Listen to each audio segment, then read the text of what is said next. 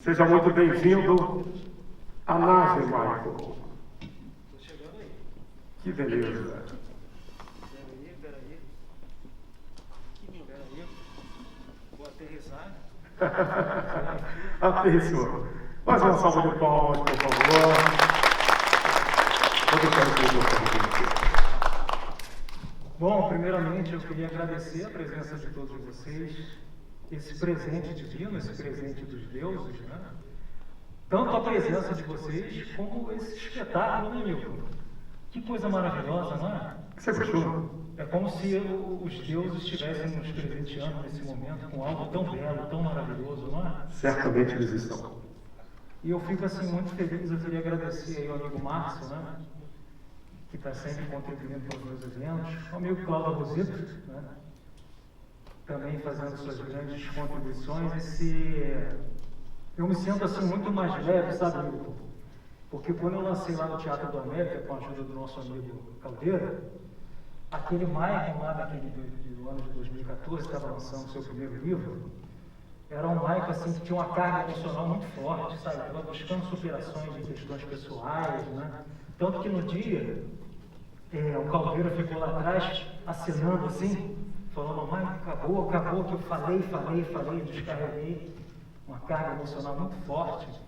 E o Maicon de hoje é um Maicon mais leve, um Maicon mais que sublimou essas questões pessoais e eu consigo observar mais a presença de vocês, o que está acontecendo, não tem essa carga emocional interferindo na minha percepção, né? Então eu agradeço a presença de vocês aqui. Cada um de vocês aqui, para mim, é um presente divino, como se os deuses olhassem assim, ó, Michael, olha, estou te vendo, toma esse presente para você. Então, Que bom, agradeço, muito obrigado. Que bom saber disso. Michael, eu gostaria que você contasse para a gente um pouco dessa história, dessa obra. Você poderia fazer para a gente uma sinopse? Pode sentar aqui. Claro. Daqui, fique à Eu vontade. prefiro, já que eu vou falar, eu prefiro ficar em pé. Pode sentar, sentar, fique à vontade. Então. Bom, meus amigos, esse livro, né, ele conta uma história de um grupo de astronautas mulheres, né, Pandora Tassos, a astronauta grega, Natasha Gorgonova, uma astronauta russa, Wang Shen, uma astronauta chinesa, Naomi Otaro, que é uma astronauta japonesa, Dakota Dari, que é uma astronauta americana, mas ela é de origem indígena, Cherokee, e elas se reúnem, elas são escolhidas por uma nação para fazer essa viagem até a Europa. Eu vou manter em sigilo essa nação que escolheu essas mulheres. E elas são escolhidas inicialmente para solucionar uma questão, uma problemática que o planeta Terra vem enfrentando, que é a superpopulação. Os seres humanos vão, de alguma forma, assim, um tanto inconsciente, né, trazendo, né, novos filhos para o mundo, e esses filhos vão se aglomerando, e aí essas pessoas não têm, digamos assim, o sustento para prover a vida dessas crianças. E aí o mundo vai ficando superpopuloso e não há recursos para sustentar, né, essa demanda de população que começa a crescer. Então, na história do livro, o planeta começa a sofrer com essa superpopulação, onde não há mais recursos para sustentar essa demanda de pessoas que vão nascendo sem a provisão desse sustento, né? Então, essas astronautas elas são enviadas para a Europa, né, para encontrar, né, uma forma de que essa superpopulação possa começar a ser transferida não só para a Europa, mas como outros planetas também, e a Terra deixe de se tornar tão superpopulosa. E, inicialmente, elas vão fazem essa viagem, procurando um local para construir a primeira colônia de seres humanos. Mas, o que elas pensavam ser apenas oxigênio, água, habitação, alimento, elas acabam descobrindo algo a mais. Elas acabam descobrindo que existe algo de misterioso e oculto em meio às ruas de Galileu. Descobrem que há algo de estranho, algo que o ser humano não conhece, algo que nunca foi visto, observam que existe algo muito além da realidade humana, algo que o ser humano não compreende, algo que o ser humano precisa entender, por mais que ele não aceite que exista o diferente, os seres diferentes, mas eles existem.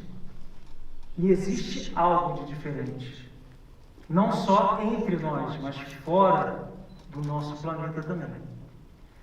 E nós vamos descobrir agora, nesse exato momento, o que as astronautas encontraram na sua jornada pela Lua Europa e pelas luas de Galileu. Exatamente o objeto, o ser, a criatura. Mas será que vocês estão preparados para ver isso que as astronautas do livro encontraram? Será que vocês não vão ficar impressionados, abalados psicologicamente? Vocês querem ver? Sim.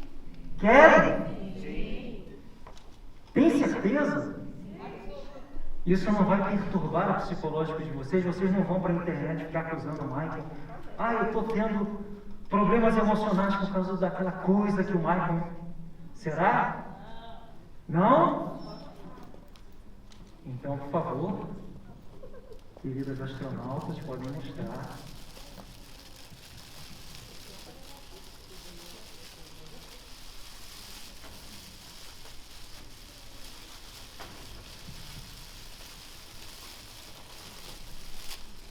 Podem tirar tudo, podem tirar. Vamos jogar.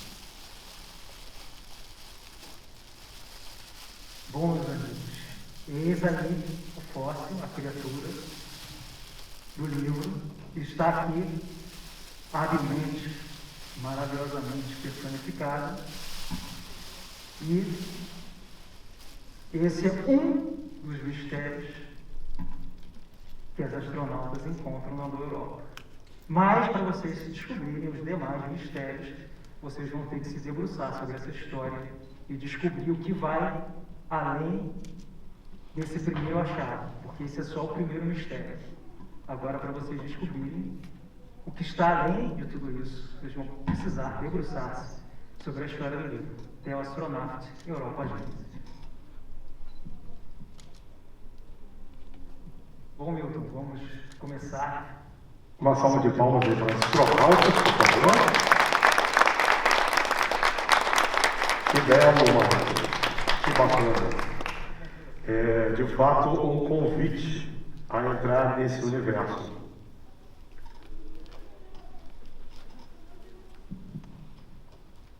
Você quer sentar aqui? Eu tenho que perguntar se eu posso tirar, né? Pode ser que não vai ter problema, espero que não. Eu não sei qual pode ser a reação aqui, né? Esse é um fóssil, né? Ele já está, o tempo de vida dele já está terminado. Não sei, mas com tanta fantasia, né? Mente fértil, vai que ele se levanta dali, né? Não sei, eu acredito que o tempo de vida dele já está terminado, mas vamos esperar que ele não se levante daí. Tomara que não. Então vamos continuar aqui o nosso bate-papo, Michael. Vamos lá, meu amigo. Acho que todo mundo tem bastante coisa aqui para saber, né? Tantas curiosidades a serem levantadas. Eu gostaria de iniciar com uma pergunta para você. Queria saber de você, Michael, o que te motivou a ser um escritor? Olha, essa é uma pergunta que às vezes eu procuro evitar, Milton, porque aí eu tenho que me relembrar de coisas do passado e nem sempre o nosso passado, né, não traz boas lembranças, e você ficar dividindo isso com as outras pessoas, né, perturbando as outras pessoas com as suas questões do passado. Eu falo assim, meu passado, mas eu diria que é mais a história de vida dos meus genitores, né? Pai e mãe, que não foi assim muito boa, né? Lá muito positivo, um legado não muito positivo, e aí os filhos acabam sendo afetados, né? Por essas decisões não muito boas. E eu sempre achei, Milton, que eu não sei te explicar assim propriamente, talvez as turbulências do ambiente doméstico houve um tempo da minha vida que eu achei que a minha vida ia terminar aos 35 anos. Hoje eu tenho 41, mas eu pensava que aos 35 anos ia acabar, e eu não sei te explicar propriamente. Quer dizer, na época eu não sabia explicar por que eu estava pensando, por que eu não estou doente, eu não estou com nenhum problema tão grave, por que eu estou pensando que a minha vida irá terminar aos 35 anos. Né? Naquela época eu não sabia responder essa pergunta, mas hoje eu sei, porque se tratava propriamente da minha incapacidade psicológica de conviver nesse ambiente turbulento. Né? E as pessoas da minha família, eles herdaram, assim, por questões genéticas, né? A minha avó, Olindina Amorim, e o meu avô paterno, né, Gercino Gomes, eles eram parentes, né? De primeiro grau, e aí os médicos dizem que não é bom que pessoas de parentes de primeiro grau tenham filhos, né? Porque as crianças podem nascer com problemas congênitos, e aí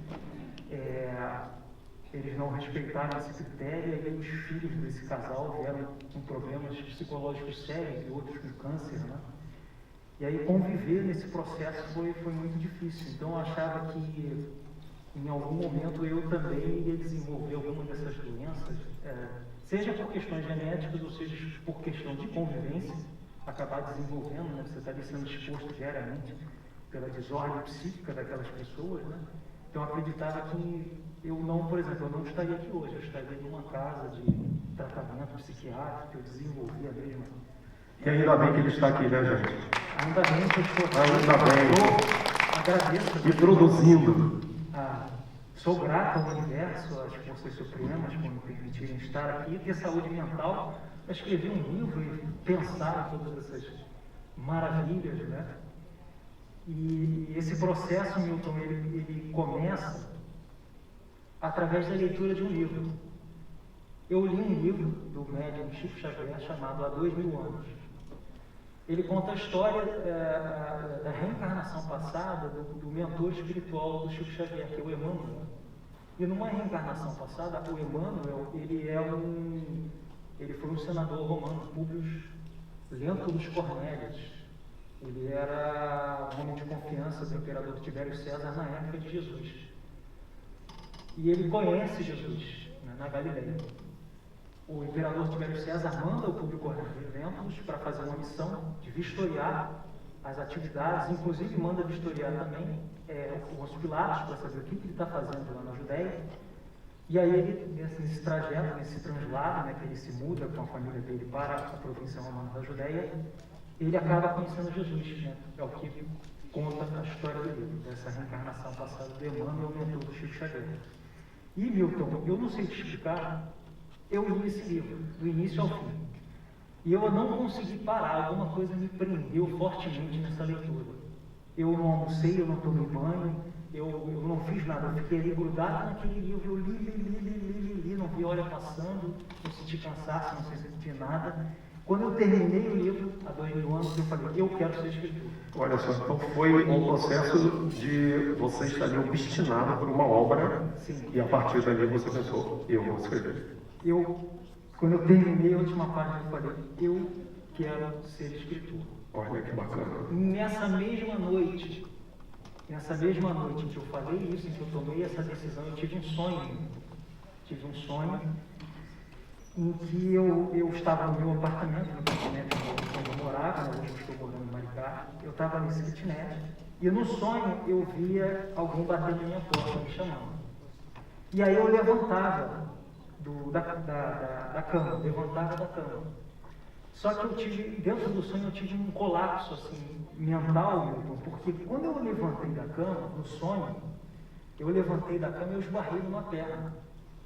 Aí eu falei, peraí. Numa perna? Numa perna. Mas eu falei, no sonho eu pensei assim, mas peraí, como é que eu estou esbarrando numa perna se o corpo que estava deitado aqui é o meu? Aí eu olhei para baixo e vi que o meu corpo estava lá deitado. E eu também estava em pé. Como se eu tivesse assim, o meu espírito tivesse se desdobrado do corpo, né? E eu tivesse como espírito em pé e meu corpo ali deitado. Aí no sonho eu vivi essa atmosfera. Aí eu fiquei ali um tempo ali olhando para aquilo sem entender, mas como é que eu estou deitado aqui, eu estou em pé, como é que eu estou deitado aqui, eu estou em pé, e eu fiquei... E aí, só que a minha atenção foi tirada por essa voz que estava na porta. E aí eu parei de ter esse colapso mental e eu fui para a porta no sonho e abro a porta. E aí eu me deparo com uma figura do passado, um filósofo, vestido com sandálias de couro, com aquela toga, né? E aí ele, olha, Michael, eu vim aqui para conversar com você sobre a continuidade da sua vida. Eu posso entrar na sua casa? Aí eu fiquei olhando assim aquela figura do passado, eu falei, tá bom, fica à vontade. Aí a gente se sentou assim no humilde sofazinho que tinha lá no kitnet que a gente morava. E aí esse filósofo falou assim, olha, Michael, tá aqui, esse é o roteiro da sua vida, daqui para frente. Essa parte aqui terminou. A gente vai daqui para frente. Você está de acordo? Ali era tipo um roteiro como se fosse de teatro, de cinema, Michael, sua vida vai ser assim, assim, assim. Você aceita? Aí no sonho, eu falo assim, aceito. Ó, esquece que foi para trás e a gente vai seguir isso aqui para frente. Aí eu falei, tá bom. E aí, Milton, começou a partir daí, da leitura do livro Há 2000 anos, e com esse sonho é que começa a jornada do autor Michael Lewis. A materialização do sonho, podemos dizer assim. E observa, Michael, que nas suas obras, eu até fiz uma pergunta, que elas são recheadas de figuras mitológicas, lendas, arquétipos, né, os quais você se materializa nesse momento de lançamento, como foi o que aconteceu aqui ainda agora, com os astronautas, né? E que aspectos essas provocações que você faz podem estimular o seu leitor? Olha, Milton, eu tenho assim uma visão assim um tanto diferenciada do que são essas lendas, esses mitos. Eu observo o comportamento dos filósofos do passado, né, dos grandes mestres, e eles usavam essas lendas de uma forma didática. O monstro, os deuses, os heróis, né, eles tinham como finalidade proporcionar ensinamentos de justiça, de moral, né? E eu acredito que a função desses mitos é essa, tem essa função didática, de mostrar o que são as virtudes, as invirtudes, e como essas ferramentas, né, essas personificações podem gerar essa transformação. Como, por exemplo, o que eu acabei de falar para você agora, eu li o livro e isso me impactou tão profundamente que eu comecei uma jornada por causa da leitura desse livro. Então, eu acredito que esses mitos, essas lendas, têm essa força de repente, ele passa por 1000 pessoas e essas 1000 pessoas não dão atenção ao que representa aquela lenda. E, de repente, aquela pessoa, ao se deparar com os 12 trabalhos de Hércules, ou a saga de Teseu e o Minotauro, ou a saga de Perseu, em busca da Medusa, né? Então, acredito que existem certas pessoas que são tocadas tão profundamente por esses arquétipos, né? Por esses que é o que se passa bastante em Heraclesitor, né? Sim, sim. Em Heraclesitor tem muito dessa... Heraclesitor, O Legado do Trovão e o Trono Onívoco, foi uma obra anterior do Michael Lewis, da qual eu também tive a oportunidade de apresentar, por isso que eu fiz a menção aqui. Apresentar maravilhosamente. Obrigado, Michael.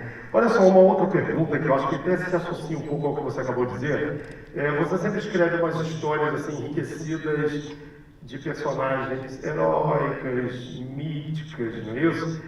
E aí, eu te pergunto assim, como é o processo de criação? Você tem algum rito, alguma coisa para você produzir essas obras? Como é esse processo de criação em você?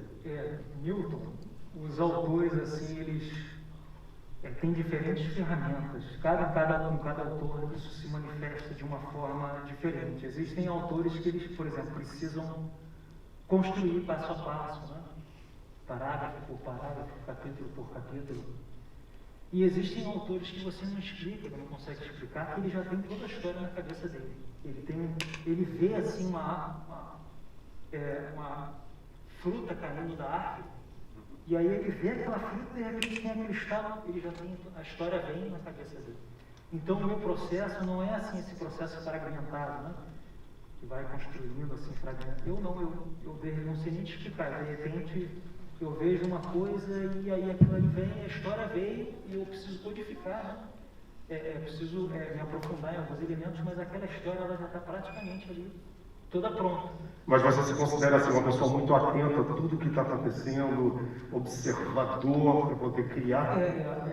Uma das características assim, principais da minha figura é de ser bem observador. Né? Uhum. Ouvir bastante, ver muito e falar pouco.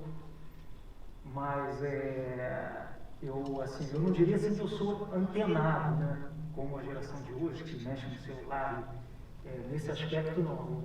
Nesse aspecto, eu te diria que eu sou atrasado, mas eu digo, assim, na observação direta. Né? Eu aqui com você, as astronautas, as pessoas assim, então, eu tenho mais esse feeling de observação no contato direto. Pela tecnologia, eu já não me foge já essa captura. De repente, você chegando lá no Europa, você vai modificar. Pode ser. Mas, falando um pouco dos seus leitores, eles interagem contigo, argumentam sobre o desenrolar da sua trama, tem o caso daquele leitor que quer narrar um pouquinho junto com você a tua história, e quer fazer sugestão, alguém participa assim, depois de lido, enquanto está lendo. Olha, Milton, essa é uma realidade que eu não alcancei, é uma coisa assim, muito assim, solitária. Eu te diria que eu tenho convidados dos meus eventos. Eu não tenho assim um secto, um grupo de leitores que me acompanham, né? Por enquanto, né, gente? Por enquanto, porque eu acho assim que todo mundo aqui vai divulgar a obra do Michael, concorda? Né? Vamos divulgar. Mas assim, eu não quero que vocês tirem a sua visão do Sol e das estrelas, porque eles têm muito mais a oferecer do que esse mero vagalume. Mas se por um acaso a natureza do universo, mesmo oferecendo o Sol e as estrelas para vocês contemplarem essa grandeza, por algum motivo, nessa mesma força suprema que arrasta planetas e galáxias, fazer o seu rosto virar para o lado e ver o pequeno vagalume, né? Então, assim, fico feliz em que vocês possam observar esse pequeno vagalume, mas, por favor, não deixem de observar o Sol e as estrelas, porque eles têm muito mais a oferecer do que esse pequeno vagalume aqui. Mas uma outra pergunta aqui, eu acredito que essa curiosidade de algumas pessoas. É muito comum as personagens homens como astronautas. É o que a gente vê geralmente nos filmes, não é isso? E você fez aqui uma ruptura, trazendo as astronautas mulheres. E muito bacana, por sinal. Como foi você escolher colocar as mulheres como astronautas e o porquê? Milton, hoje em dia assim, é um pouco delicado, né, você criar esse tipo de processo, porque as pessoas acabam associando, titulando de uma outra forma, fala que aquela pessoa está querendo gerar um empoderamento feminino, aí leva aquela questão para algo que não é propriamente a proposta, né? Por isso que tem que ter um cuidado, né? Até para fazer essa pergunta aqui. Cuidado, assim, para explicar corretamente, porque aí as pessoas já arrastam para essa ideia. Foi uma ideia assim simples, né? Não foi nada de tão complexo. Eu simplesmente estudei os filmes, os seriados, os documentários sobre a jornada espacial. E aí eu percebi uma repetição da figura do homem como uma figura principal, né? O Buzz Aldrin, o Neil Armstrong como os primeiros que vão à Lua, né? O Yuri Gagarin, o cosmonauta soviético, como o primeiro homem que sai, né? Essa repetição, né? Homem. E aí as grandes viagens, né? Apolo 11, enfim. E aí eu percebi que isso era uma repetição, né? Que as pessoas já tinham visto muito disso, muita dessa representatividade, e eu acho que eu não estaria oferecendo uma história boa, um conteúdo bom para as pessoas apreciarem, se eu entrasse nessa mesma repetição. Você vai falando mais do mesmo. Mais do mesmo, né? E eu sempre, Milton, nos eventos, ou no livro, ou em outras coisas que eu vou fazer, sabe, eu estou sempre procurando combater a mesmice, né? Essa repetição, mais do mesmo, porque eu acho que a experiência ela fica toda monótona. Você não está oferecendo nada de novo, você não está complementando nada, você está oferecendo uma coisa que é igual.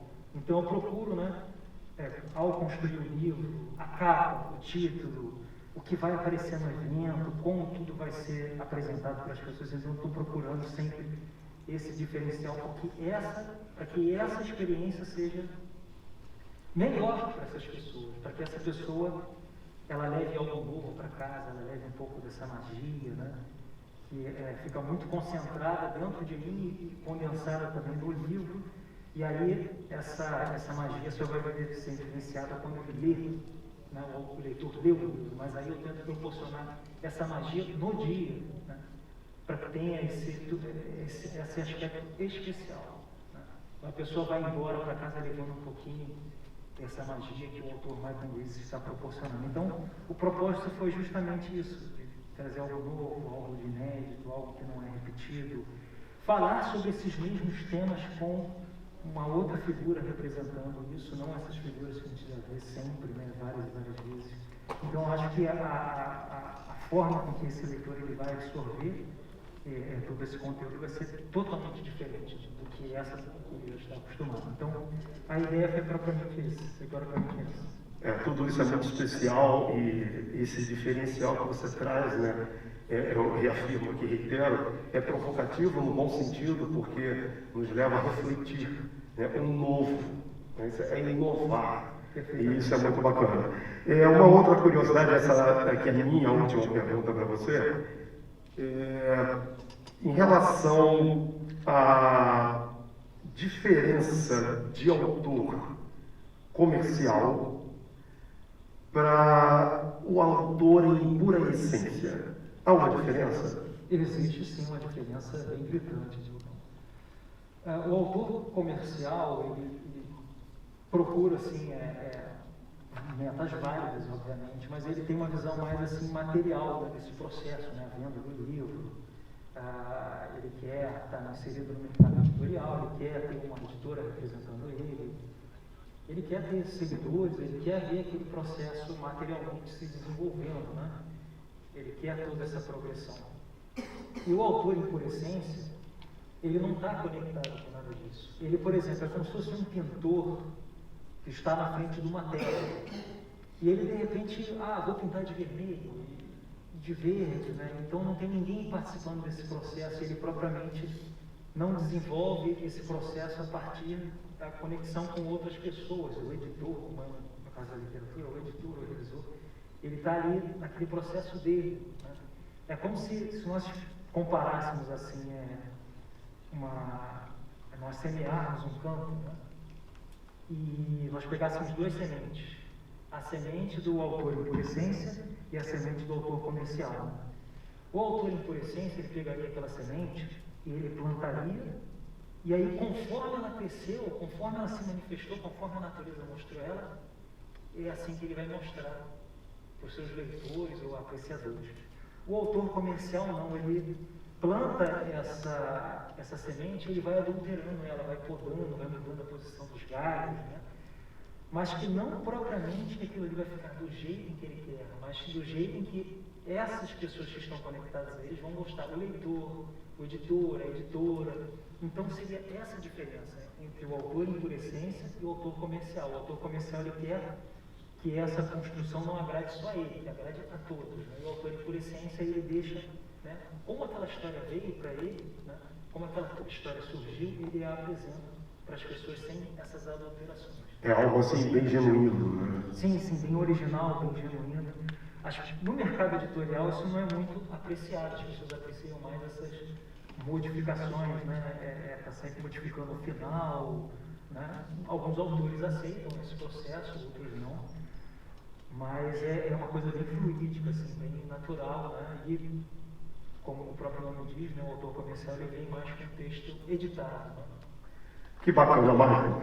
Você me permitiria abrir para o público fazer alguma pergunta para você? Claro, por favor. Que bom. Alguém gostaria de fazer alguma pergunta para o Michael Reeves?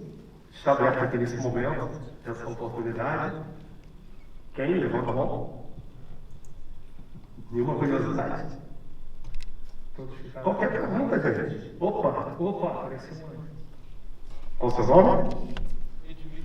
Edmilson. Edmir. Peraí, Edmir, que eu vou chegar até você. Pedir o microfone seu. Primeiramente, boa tarde. Boa tarde. Eu vim aqui para acompanhar uma das pessoas que estava na orquestra e tive uma grande surpresa. Eu acho que nos momentos iniciais eu li todas as suas contraindicações para o livro. Sim. E são ótimas indicações, né? Um bom receituário para ler os outros livros. E fiquei muito interessado em conhecer um pouco mais dessas outras obras. Até porque, pelo que tu apresentaste aqui, e pelo que eu li nas tuas contraindicações, tu faz uma leitura que é para ser apreciada e não uma leitura para ser simplesmente consumida. Exatamente. Então, eu fiquei muito intrigado em conhecer um pouco dessa trajetória, do que foram esses outros dois trabalhos e o que tu tens de diferencial. Tu comentou um pouco disso no início, né? Mas qual é o grande diferencial na leitura do que a gente poderia ver daquilo que tu escreveu antes para aquilo que a gente tem agora? O primeiro livro, né, é o Jorge Alícios, O Começo da Capadócia. Ele não é uma ficção, ele é o que nós chamamos de não ficção, né? Foi uma busca pessoal minha, através de uma reflexão que eu fiz, né? Porque eu e as pessoas da minha família somos devotos, muito devotos do Santo Mártir de São Jorge. E num determinado dia eu me vi lá orando e acendendo uma vela, e aí eu me perguntei, mas peraí, quem é essa pessoa? Estou aqui me ajoelhando, estou orando por essa pessoa, mas não sei quem é. Eu não posso continuar esse processo de adoração e vinculação com essa figura se eu não sei quem é. É uma figura da África, é uma figura da época templária. Sabe de onde é essa figura, né? Eu estou aqui me projetando, estou aqui orando para essa pessoa, eu não sei nada sobre ela. Então, essa minha conexão com esse ícone santo, né, está errada, não está certa. Eu preciso saber quem é para continuar esse processo, essa vinculação. E aí eu comecei uma saga, me debruçando em livros, indo em bibliotecas, e comecei a esmiuçar, né, a história desse personagem, que eu classifico como histórico, né? Algumas pessoas acham que é lendário, folclórico, mas depois do que eu descobri, né, no meu estudo, descobri que é um personagem histórico, né? E eu acabei descobrindo uma figura chamada Jorge Alícios, né? É um membro da gens Anicia, uma série de família da aristocracia senatorial romana, que viveu durante o período do reinado do imperador Caio Aurélio Valério Diocleciano, e ele teve papel significativo, muito importante, por sinal, no período dos éditos persecutórios de Diocleciano. Então eu busquei algo que eu busquei divergir um pouco dos conteúdos teológicos que nós vemos por parte da religião. Não estou fazendo nenhuma crítica, mas os conteúdos teológicos eles ficam centrados na figura em si, na história do santo em si, mas aí não te dá um embasamento do que está acontecendo na época. Então eu me debrucei na história dessa figura histórica para contar a história dele, mas também mostrar o que estava acontecendo na época, para que a pessoa pudesse avaliar o que aconteceu e qual foi a real importância desse indivíduo para esse período, né, um período muito conflituoso para a história do cristianismo, né? Nós podemos dizer que historicamente o imperador Diocleciano teria sido o maior perseguidor dos cristãos. Então, o tribuno romano Jorge Alícios, ele tem um papel significativo, muito importante nesse processo. Foi uma das figuras de oposição, membros da aristocracia romana que não aderiram, né? Nós tivemos vários membros da aristocracia romana nesse período que não aderiram aos éditos persecutórios, que eram membros da elite, eram pessoas de confiança. O próprio tribuno Jorge, ele era uma pessoa próxima do imperador Diocleciano, uma pessoa de confiança, mas ele acabou passando por um processo de tortura muito grande, porque ele simplesmente não aderiu às ordens do imperador. Então, o primeiro livro ele é dedicado, né, a homenagear o Santo Mártir de São Jorge e a trazer também alguma dessas respostas, né, que eu estava procurando e eu acredito que algumas pessoas também podem procurar. O segundo livro, né, já é uma fantasia épica, que é o livro Heraclesitor, o trono, Heraquisitor, O Legado do Trovão, então, no livro, ele é protagonizado pelos heróis das lendas gregas e nórdicas, e eu procurei, nesse processo, contar uma fantasia épica como essas que eu leio nos livros, né? Mas eu procurei trazer todo um processo de mescla de mitos, né? E o livro, aparentemente, a pessoa que vai olhar a capa vai achar que é só isso, né? Mitologia grega e nórdica, mas aí o livro ele tem todo esse mistério, né? Ele acaba trazendo outros elementos, mas aí é preciso se aprofundar na história, e aí eu trago os deuses e os personagens como figuras heróicas, né? E agora, o Teleastronauta Europa Gênesis, ele é uma ficção científica, né? Que ele debruça-se realmente em todo esse processo, nessa jornada espacial. Espero ter respondido a sua pergunta. E gratidão, meu amigo, pela sua presença aqui. Respondeu? Ok. Alguém mais quer fazer alguma pergunta? Mário Griff? Qual o seu nome? É Mariana. Mariana, muito obrigado. Oi, tudo bom? Tudo bem, minha querida Mari? Eu queria saber como é que foi o processo de criação do livro da forma histórica, porque ele conta muito sobre... Ela é uma realidade embutida com fantasia. Então, eu queria saber como é que você se inspirou, porque provavelmente você se inspirou em outros escritores, outras obras, para criar esse livro. Esse processo é importante pautar, que algumas pessoas vão ler o livro e vão achar que eu estou falando do agora. Não estou falando do agora. Esse livro, ele representa estudos, acontecimentos e também o maio do ano de 2016. Não tem nada desses anos de agora, eu acho que vai ter muita coincidência com o que está acontecendo agora, mas eu não usei nenhum exemplo de agora. Tudo é referente ao ano de 2016. E todo esse processo, eu posso te dizer, Mari, que esse processo ele começa quando eu vi um filme. Esse processo começou, eu estava assistindo um filme sobre uma viagem no espaço, e esse filme ele conta uma história na Europa. E aí eu assisti, esse filme não é um filme muito conhecido, eu acho que a maioria das pessoas não conhece, é um filme assim, de baixo orçamento, né? E aí eu estava assistindo esse filme, vendo esse filme, e os astronautas vão, né, explorar a Europa. E aí, nesse filme, eu via eles encontrando algo de misterioso. E ali eu tive o estado. A história veio, assim, para mim, ali naquele momento. Que eles estão explorando uma parte da Europa. Eu não estou nem lembrado agora do nome do filme, mas é um filme que ele é relacionado a uma exploração na Europa. E aí eu comecei a buscar livros, filmes, histórias, tinham a ver, né? A maioria dos filmes aí conhecidos em Independence Day, entre outros, né? Eu assisti várias vezes para observar, entender parte desse processo. Eu peguei os mais ficcionais, né? Mas também peguei outros mais assim fidedignos da realidade, né? Para poder entender todo o processo. E aí começou assim, eu assisti esse filme e na parte final do filme eu tive esse estado e a história veio. Eu não consigo explicar muito bem como é que é esse processo, como é que isso acontece, mas a história, tipo, vem ali toda... como é que a história está toda na sua cabeça, Michael? Você viu uma coisa e a história já está toda ali. Não consigo entender isso, ela simplesmente vem. E aí o que eu vou criando são detalhes, né?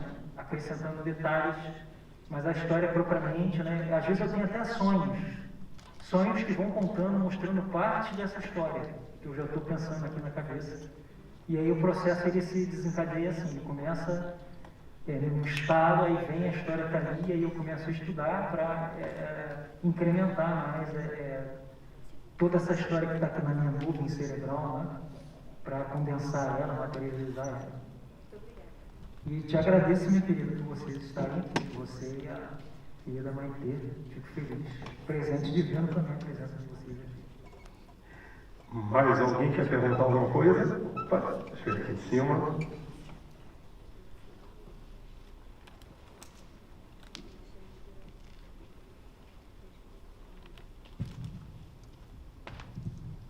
Eu acho que a pergunta dela respondeu um pouquinho do que eu ia perguntar, mas eu vou fazer a pergunta mesmo assim. eu estou vendo especificamente Júpiter, né, colocado no plano, e queria perguntar se existe algum simbolismo específico com relação ao planeta, com relação à própria Lua, Europa, se existe alguma coisa nesse sentido que faz sentido para você na obra.